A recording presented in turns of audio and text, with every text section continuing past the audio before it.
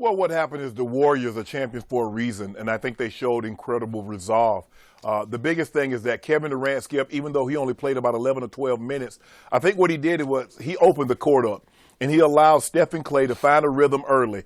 And once you let those guys, because most great shooters are rhythm shooters, and if you let them get a rhythm early, it's hard to get them out of that rhythm late. And by Kevin Durant being on the court, he provided more space. So now all of a sudden you can't play that box and one defense that had been so successful a few games here and there. Now you have to worry about KD. I really didn't like the Raptors game plan. It was almost like, let's see what KD has. He hadn't played in a month. He's missed like 8-9 games. We don't really think he has much. You can't leave him open like you can, say, Draymond, like you can Iggy or Kevon Looney. Do they realize what Kevin Durant represents? He told you like a month ago, I'm Kevin Durant. You guys know who I am, right? I think the Raptors forgot who he was. Skip, another thing, if you watch the way they played the game, when Draymond or those big set screens, they're not setting screens to roll to the basket. They're setting screens to let Klay and Steph get wide open threes. You must push up, push out on them. If you stay in the lane or if you hang out by the free throw line, they will swish the net. And they got going early. In the first 4 games, Skip, they were 10 of 35 in the first quarter shooting threes. Last night, they made their first 5. They went on to be 7 of 11. The Warriors feel good because they forced a game 6. They're going back to Oracle. But I don't know if they should feel as great as they think they should because they hit 23s and they still only won the game by 1 point. But Kevin Durant, I think, Skip, played a bigger dividend what people would think his 12 minutes would indicate because what he did was open the court, let Steph and Klay find wide open jump shots early. They got that rhythm, and the Raptors was really never able to get them out of that. And even when Kawhi went on that 10-0 run by himself, I was like, wow, Kawhi's about to do this. He's about to have a Jordan. He's about to have a LeBron or even a KD run in an NBA Finals game to solidify himself amongst the all-time greats. But Steph and Klay says, no, no, no. The Raptors defense let them down because you cannot let those guys get off threes.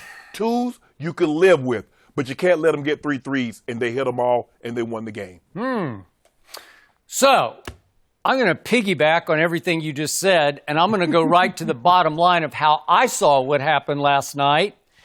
I saw the Raptors and their fans and all those people out there in the known NBA world who root for number 2 for reasons it's lost on me, all of those people celebrated prematurely, including you, the new leader of the number 2 fan club. It just felt like, it looked like, it seemed like Golden State had hit the wall with 3:28 left when he made his last basket, number 2. It did. And it felt like they had run completely out of gas and out of miracles. I was leaning in that direction. I tweeted about it. It looks like this is it for Golden State.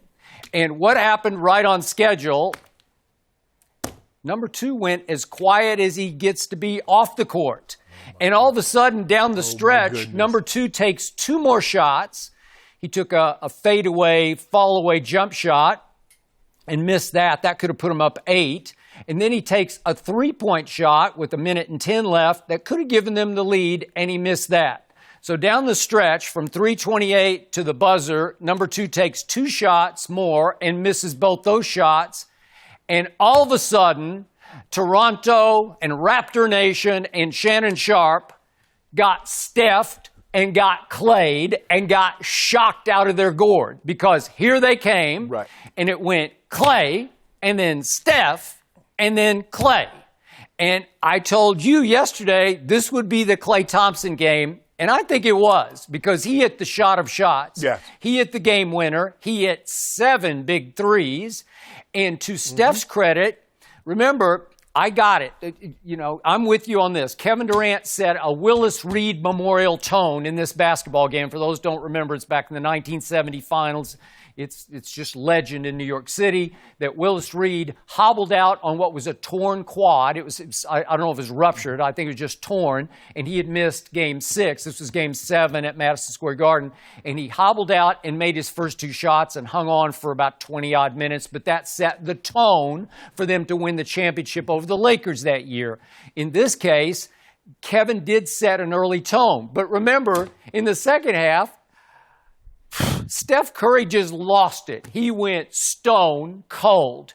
And he had missed, he had made 1 of 8 threes in the second half until he made that one. And I'm going to make a case today that shot that Steph Curry hit, that tied the game, obviously.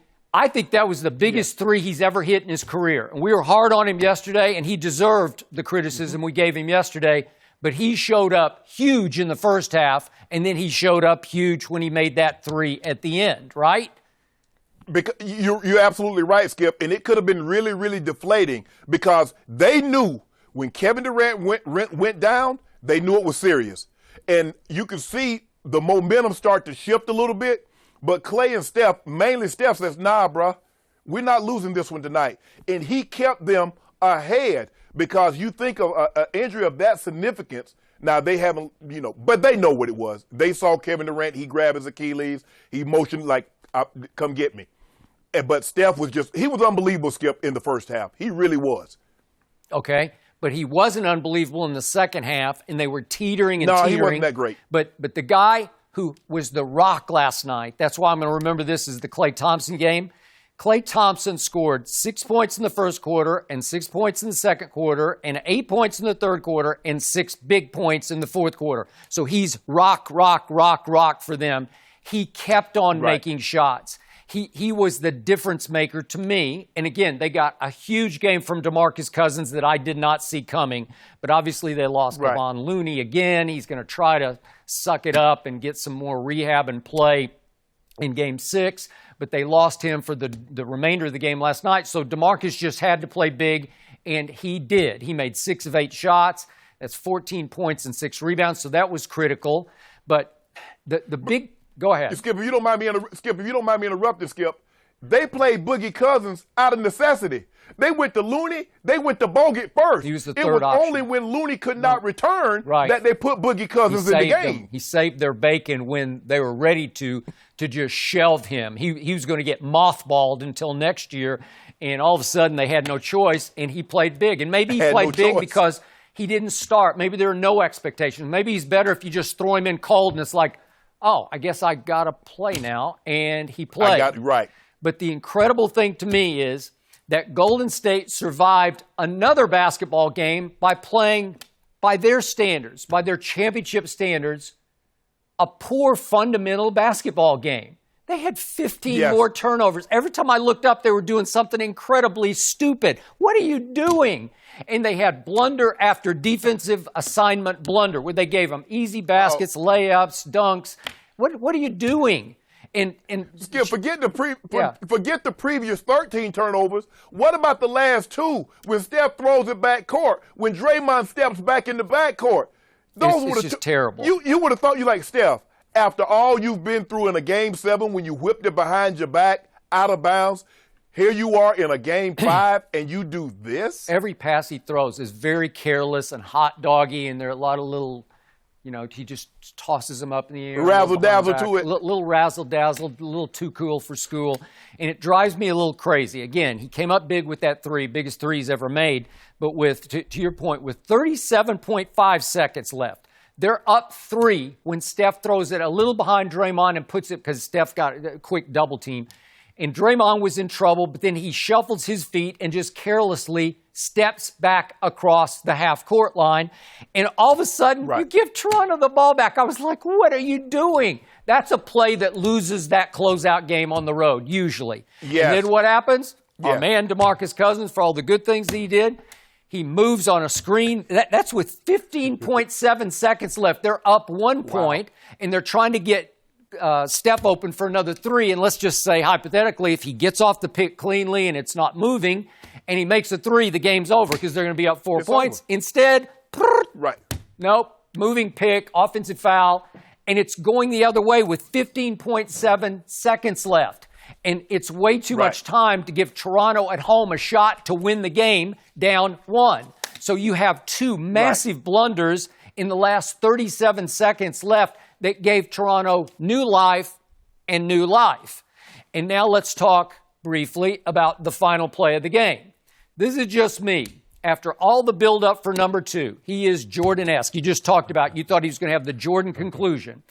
On the final play, to me, he has enough time to size up what is happening because Iggy just roamed on the last play. He's got Lowry, but Lowry's running a baseline pick off Gasol to the far corner. Right. So Iggy just says, well, I'm just going to go out there and double him. So he's coming up on the left, and obviously it would be to number 2's right, but to number 2's left is Klay.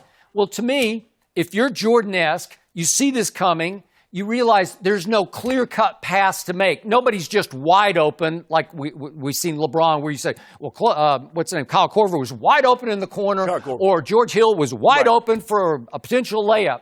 Well, there was nobody clearly wide open. So Jordan-esque, if you're Jordan-esque, you just power hard to your left on Klay with the basketball. You dribble, get him into just inside the top of the circle, and then you just bounce him off the way you can bounce off anybody with your strength, and then just rise up and shoot the potential game winner. That's your game to win. It's on a platter. It's you. It's your quote-unquote house, your new house, which is about to be your old house.